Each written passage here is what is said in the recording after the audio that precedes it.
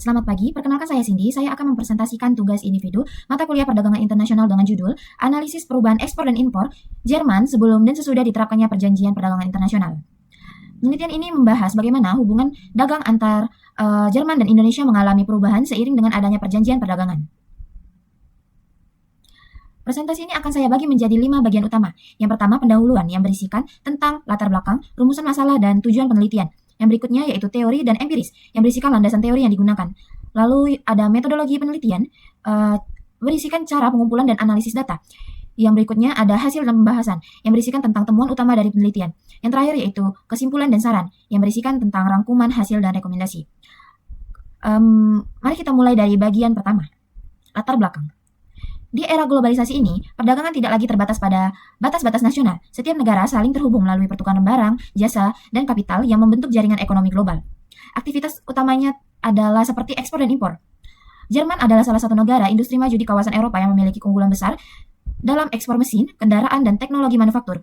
Hubungan Jerman dengan Indonesia sudah terjalin sejak lama, diperkuat melalui Comprehensive Partnership pada tahun 2012. Instrumen utama yang menjadi fokus penelitian ini adalah Perjanjian Indonesia dengan Jerman, yang bertujuan memperluas akses pasar dan memperkuat kerjasama ekonomi bilateral. Berikutnya ada rumusan masalah dan tujuan.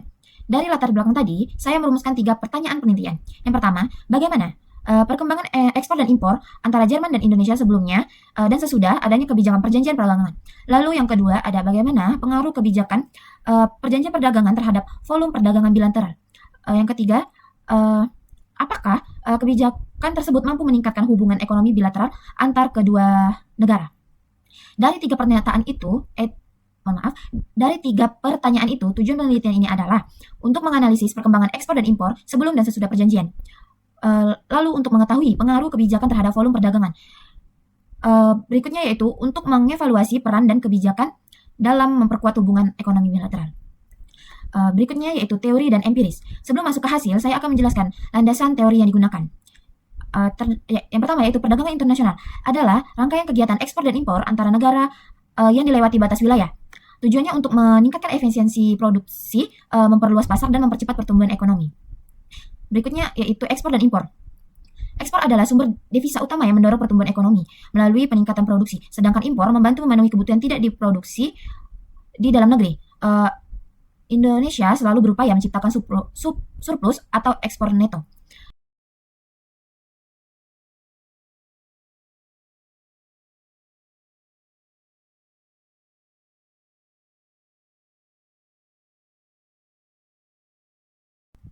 Berikutnya penelitian terdahulu. Menurut Prahaski dan Ibrahim tahun 2023 membuktikan bahwa kebijakan perdagangannya didukung perjanjian dapat meningkatkan pertumbuhan ekonomi negara berkembang melalui peningkatan aktivitas perdagangan, investasi asing, dan efisiensi produk. Berikutnya yaitu metodologi penelitian. Sekarang saya jelaskan bagaimana penelitian ini dilakukan. Yang pertama, jenis penelitian. Penelitian ini menggunakan pendekatan kuantitatif, yaitu menggunakan data angka untuk menganalisis hubungan antar kebijakan perdagangan dan pertumbuhan ekonomi. Lalu sumber yang didapatkan yaitu berdasarkan dari World Bank atau WITS, yang dimana data sekunder yang mencakup ekspor impor Jerman Indonesia dan pertumbuhan ekonomi Jerman selama periode 1994 hingga 2023 dengan total 30 observasi. Pengumpulan datanya, metode dokumentasi dari laporan resmi, lalu publikasi ilmiah dan database online. Data kemudian disajikan dalam bentuk tabel dan grafik. Ada 3 metode analisis yang digunakan. Yang pertama yaitu analisis deskripsi, yang dimana menggambarkan perkembangan ekspor impor dari waktu ke waktu. Lalu ada regresi linear sederhana. Analisis ini mempengaruhi ekspor terhadap pertumbuhan ekonomi, positif atau negatif, dan seberapa signifikannya pengaruhnya. Lalu analisis sebelum dan sesudah. Hal ini membandingkan kondisi ekonomi sebelum dan sesudah kebijakan perdagangan diterapkan. Berikutnya yaitu hasil. Berdasarkan analisis data dari 1994 hingga 2023, saya membagi hasilnya menjadi 2 fase. Yang pertama yaitu sebelum terjadinya penguatan perjanjian pada tahun 1994 sampai 2019, yang dimana nilai ekspor dan impor berfluktuasi namun cenderung meningkat perlahan. Lalu nilainya terdapat selisih antara ekspor dan impor yang tidak terlalu mencolok. Lalu ekspor Jerman ke Indonesia cenderung lebih tinggi, yang dimana mencerminkan keunggulan Jerman di sektor manufaktur. Lalu berikutnya yaitu ekspor Indonesia ke Jerman didominasi karet, tekstil, dan produk agribisnis sebagai bahan baku industri.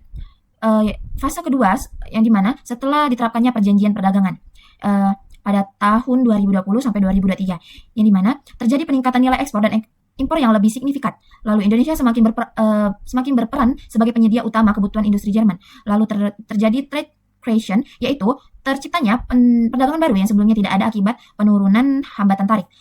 Di mana di sisi lain peningkatannya tergantung pada impor juga menjadi konsekuensi dari liberalisasi perdagangan ini.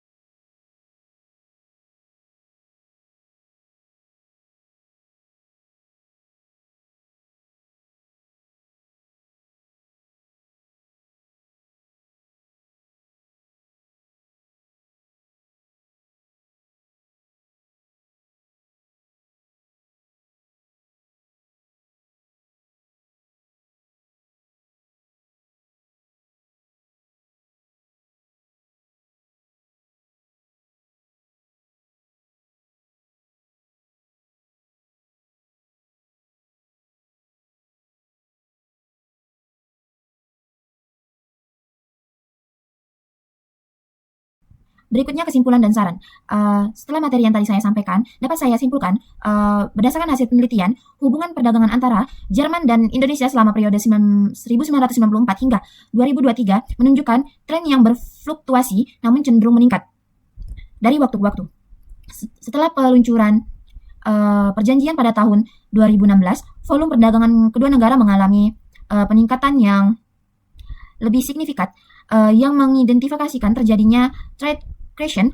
Hasil analisis juga menunjukkan bahwa ekspor Jerman memiliki pengaruh positif dan signifikan terhadap pertumbuhan ekonomi Indonesia. Dibuktikan dengan nilai pivot sebesar 0,003 dan temuan ini bersejalan dengan teori ekspor led growth serta teori keunggulan komparatif Ricardo. Meskipun demikian, besarnya pengaruh ekspor terhadap pertumbuhan ekonomi masih relatif kecil karena pertumbuhan ekonomi Indonesia turut dipengaruhi oleh berbagai faktor lain di luar sektor perdagangan.